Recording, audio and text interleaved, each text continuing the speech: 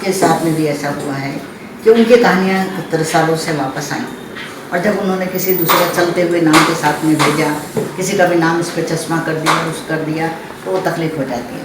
कई लोगों ने यहाँ भी, इन्होंने शायद अपने उसमें कहा कि दूसरे नामों से मिलते हैं, लिखते हैं लोग, इसलिए कि उस नाम से, औरत के नाम से तकलीफ है तो नहीं छापेंगे, या मर्द के नाम से है तो नहीं।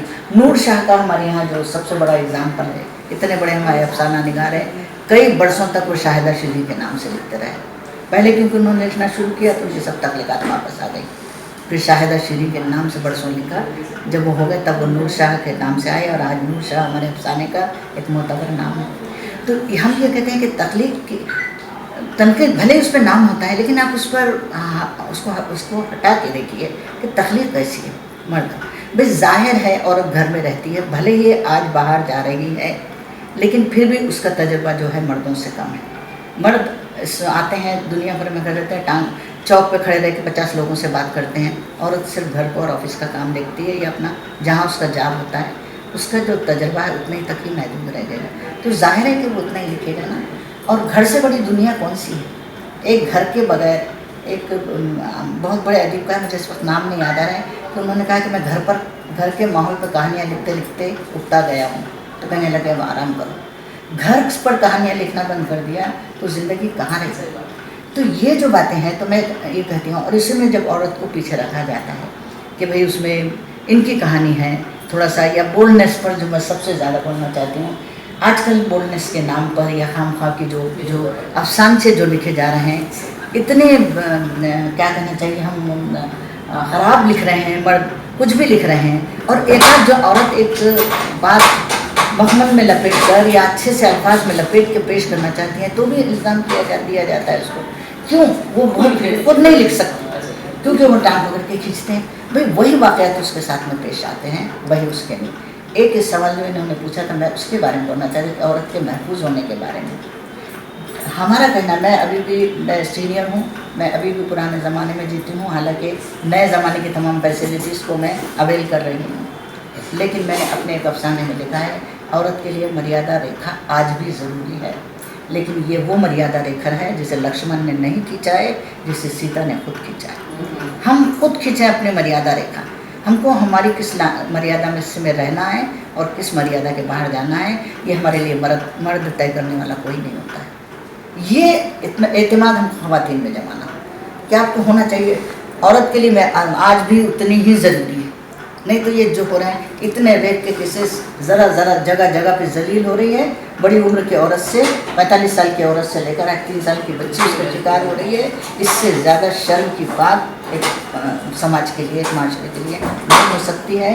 और वो इसलिए है कि मर्यादा रेखा को लोग गलत समझने लगे हैं। तो ये जो है, ये अवेयरनेस हमको अपने में जमाना कि अपने बच्चों को सिखाओ कि मर्यादा औरत हो, औरत के जो हकूक़ हैं लो, लेकिन उसको सही तरीके से। और इसीलिए मैं चाहती हूँ कि जो आपने कहा अभी, कि चाहे वो हम किसी भी तरीके से लिखें, लेकिन अदब में मैं एक तो पहले से ये हूँ। और उसमें आप ये मत कहिए कि औरतों का होता है। मेरे एक अफसाना शायद हुआ, तो उसकी तनकीद में तबसरे में किसी ने लिखा, बड़े राइटर थे, औरतों का लेखन अब जनाना नहीं रहा। अब जनाने का मतलब क्या चाहते हैं? बच्चों को प्यार, मोहब्बत, शौहर की देखभाल, सास ससुर की खिदमत, सारी दुनिया के मसाइल हल करना, ये सब जो है ये औरत का संसार है। और इसके अलावा है क्या आपके पास? मर्द सिर्फ कमाने जाता है, या तो औरत भी कमाने जाती है। फिर आप कैसे बोलेंगे कि अब वो मर्द का? औरत और मर्द दोनों काम पर जाते हैं।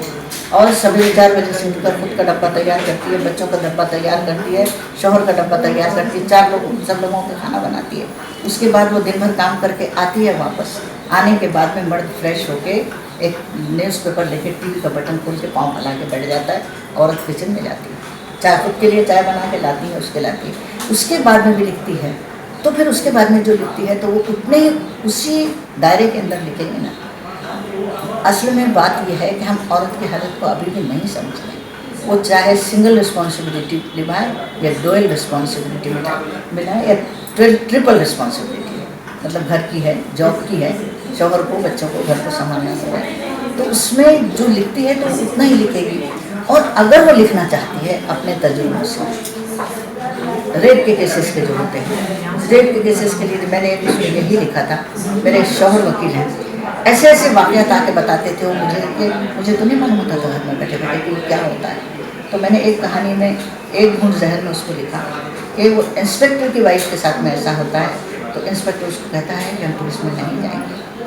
आज तुम्हारे साथ जिन लोगों ने रेप किया, क्या तुम उनको पहचानती हो? वो कहती है नहीं, उन्होंने अंधेरे कमरे में किया मेरे साथ जो कुछ किया।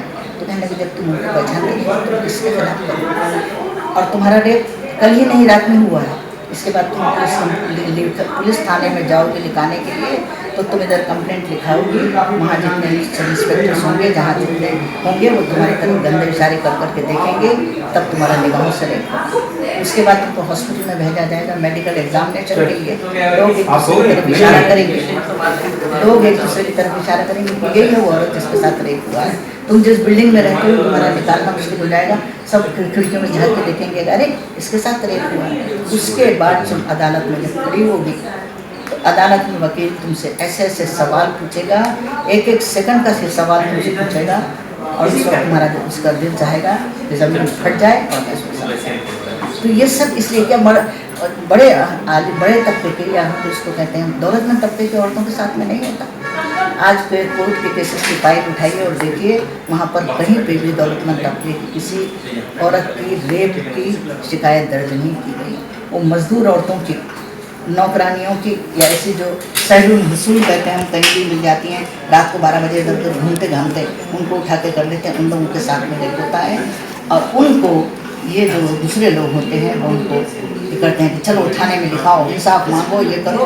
वो लड़ती रहती, हालांकि अपनी हकीकत खो देती है।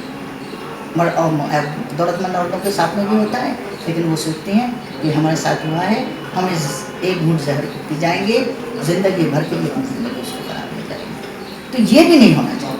वो सहन कर लें, लेकिन वो फिर दूसरों के लिए करें कि वो सोचे कि जब मेरे साथ ऐसा हुआ है, मतलब मैं चाहती हूँ कि औरत बोल्ड, आज उसको सब जितने मौके आज मर्दों को है उतने, लेकिन उसको चाहिए। एक बात तो है कि ये जो जेंडर डिफरेंस है, ये जिस तरीके से बनाया गया है ये बिल्कुल सही है, उसका सही इस्तेमाल नहीं है। मतलब जो मेल डोमिनेटेड सोसाइटी है, उन्होंने क्यों औरतों के लिए कानून बनाया? सब कानून उन्होंने बनाए, औरत क्यों नहीं? जब कानून बन रहे थे ठीक है, जब उसमें इतनी ताकत नहीं थी कि वो अपोज कर सकती, आवाज़ उठा सकती, आज तो उसके पास में है, और आज कानून उसके लिए है ना, फिर भी क्यों ऐसा हो रहा है? इसलिए कि औरत अवेयर नहीं, और उसको इस तरह के प्रोग्राम से लिख कर, जैसे मैंने कहा कि बच्चों के लिए अच्छा लिख कर उनको अच्छा बनाना है, वैसे औरतों को अवेयर करना है, तो इस तरह के लिखें कि वो करें। ठीक है, कैसे कहाँ लड़ने से होता है? सिर्फ लड़ने से नहीं होता है, आवाज़ उठाने से नहीं होता है। तुम्हारे साथ हो गया, दूसरे 3 के शुरू को नहीं, उसके बाद वो 3 एक दूसरे वो जो चेंज चलती है वो होनी चाहिए। तो मैं इन ख्याल आती हूँ, और मैंने मेरे हस्बैंड कोर्ट में होने की वजह से मुझे ऐसे ऐसे बताए हैं उन्होंने रेप के केसेस के, जिस पर कांटे खड़े हो जाते हैं कि क्या हमारे औरतों की हैसियत है। और बोलते हैं कि सब कुछ है, बड़े बंगले हैं, पैसा है, ये क्या है, लेकिन वो उसका हस्बैंड उससे सीधे से बात नहीं करता, उसको हमेशा ताने देता है। जो हमेशा के मर्दों का यह है कि जब और कुछ नहीं कर सकता है तो सबसे पहले उसके कैरेक्टर पे होता है। इंदिरा गांधी ने कहा कि औरत को जज करने का सबसे आसान तरीका यह है उसके चरित्र पर लांछन लगा दो, वो औरत फिर कभी जी नहीं सकती। वो जो जख्म उसको लगता है वो सारा उसको अंदर से खोखला कर देता है। तो जब इंदिरा गांधी जैसी औरत के साथ में, इतनी पावरफुल औरत के साथ हुआ, आम औरतों के साथ में क्यों होता है? इसीलिए जब लगाता है पहला एग्जाम तभी से उसको पूछा जाता है। ये सब अदब तो बहुत बड़ी ताकत है, और आजकल तो सब औरतें पढ़ी लिखी होती हैं, थोड़ा सा मैं ये चाहती हूँ पीछे रहने का सवाल। तो जैसे उन्होंने भी कहा कि मैं समझती हूँ सब पीछा रहने का और मुकाबला करने का पहले तो सवाल क्यों नहीं चाहिए। मर्द अदीब, ख़वातीन अदीब, मर्दों का अदीब, निसाई अदब, इस तरह का। और फिर पहली ज़रूरत मैं वहाँ से शुरू करना चाहिए कि जो इस तरह की कॉन्फ्रेंसेस की ज़रूरत क्यों है। जब मर्द और इनका एक जब सेमिनार होता है तो वो जो हर तरह से होता है, कहीं ना कहीं उनके साथ में इंसाफ नहीं होता है। मतलब उनको एक तो कम तादाद में होती है, मर्द ज़्यादा होते हैं। फिर मैं कहती हूँ कि अपना ये लिखती हूँ, खासतौर से तहकीक करती हूँ तो मर्द कहते हैं कि इस बार ख़वातीन, पहला जुमला उनका होता है कि ख़वातीन तहकीक में कम काम करती हैं, इस बार इस खातून की किताब आई है। ये जुमला क्यों लगाया जाता है? आपने तौल के देखा है, नाप कर देखा है कि ख़वातीन नहीं करती हैं, या और इस तरह का ये पहले से ही स्टेटमेंट कर देना कि ख़वातीन तहक़ीक़ मैदान में कम पान है, तो मैं उसके हैं, उसके लिए मैं हमेशा कहती हूँ कि देखिए जो लोग लिख रहे हैं उनका आप ये अलग कर लीजिए। और जैसे कि हमेशा होता है कि भाई औरतें मिल के बैठेंगी तो वो ज़्यादा फ्री होकर अपनी बात करेंगी। वहाँ पर जैसे होंगे मर्द रहेंगे तो उनको ये ख्याल रहना पड़ेगा कि वहाँ मर्द मौजूद हों, उनका ना हो। मर्द भले ही ये ना सोचे कि औरतों को ही होगी। खुशवंत सिंह का एक बहुत मशहूर एग्जाम्पल है। एक मरतबा वो लोग बहुत बड़े कॉन्फ्रेंस से वो लोग निकले, सीढ़ियों पर खड़े होकर उतर रहे थे शाम में, एक परिंदा बोला कोई, तो उन्होंने अमृता प्रीतम से पूछा ये कौन सा परिंदा बोल रहा है। अमृता प्रीतम ने कहा सुना होगा, कि कहने लगे कि मैं नहीं जानता। तो कहने लगे खुशवंत सिंह ने सबके सामने कहा कि ये वो परिंदा है जो आपके अफसानों में अक्सर बोला है। ये मर्दों का तरीका है कि जो औरतें करेंगी तो ठीक है, औरतें करेंगी तो उनको बताएंगे, हम बताएंगे, इनको बताएंगे कि आपको उसमें ये थोड़ा सा नहीं गलत था, ये था, लेकिन वो तरीका नहीं होगा। उनका कैसा होता है कि ये करने का, इसलिए इस तरह की कॉन्फ्रेंसेस की ज़रूरत है। और फिर दूसरी बात में कि जो हमेशा हम औरतें ये चाहते हैं कि पहला जुमला जो शुरू होता है कि अफसानों की दुनिया में भाई एक खातून है जिसका बहुत ज़्यादा नाम है, लेकिन उसको आप सिर्फ ख़वातीन के कहेंगे, ख़वातीन में इनका नाम बहुत ज़्यादा है, तमाम में कहेंगे एक कुर्रतुल ऐन हैदर, तमाम नावल निगारों पे तमाम पर हावी है, वो कभी नहीं कहेंगे। वो जो कोई स्टेटमेंट शुरू करेंगे तो तब ये नहीं शुरू करेंगे कि अफसाना निगारी के मैदान में कुर्रतुल ऐन हैदर है जो तमाम पूरे अदीबों की कम्युनिटी पर हावी है। फिर तहक़ीक़ के अफसानों के किसी और बात में क्यों कहा जाता है। तो ये बातें जब कुछ होती हैं, ये जब सिर्फ एक सेमिनार होता है कॉमन, उतना नहीं होता है। और हम मैं कहती हूँ कि अवेयरनेस, एनकरेजमेंट होता है। अब यहाँ पर जब सब मिल के बैठे हैं तो उसका बहुत लिखने पर बहुत असर पड़ता है कि सब एहसास होता है कि भाई ये कहिए कि ये बात उसमें नहीं लिखा जा रहा है। जैसे मैंने कहा कि गरज रही हैं लेकिन बरस नहीं रही है। सिर्फ अभी आज सब होगा, अब जाके देखिए कि हम कोशिश करेंगे कि हम बरसेंगे, जो बात हमारे दिल में है वो निकालें और सही तरीके से बताएं। औरत हमेशा कहती है कि मेरे ज़ख्मों पे तेरे प्यार का फाहा होता। मैं शेर शायरी वाली हूँ, मैं करती नहीं हूँ। मेरे ज़ख्मों पे तेरे प्यार का फाहा होता, मुझको हमदर्दी की नज़र से तूने देखा होता, मुझको तौसीफ़ ज़माना की ज़रूरत क्या थी, तूने तनकीद के पर्दे में सराहा होता। क्या बात।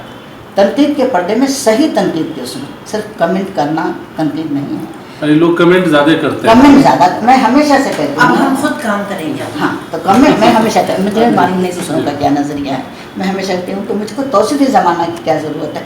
आप हमारे पास के हैं, आप हम सेमिनार में मिले, कल हम सेमिनार में मिले हैं, हम मैगज़ीन में आपको पढ़ते हैं, आप मैगज़ीन में हमको पढ़ते हैं। तो सही तनकीद कीजिए, लेकिन उसको औरत के नज़र से नहीं देखिए, उस तनकीद के, उस तख्लीक़ की नज़र से देखिए कि वो तख्लीक़ कैसी है।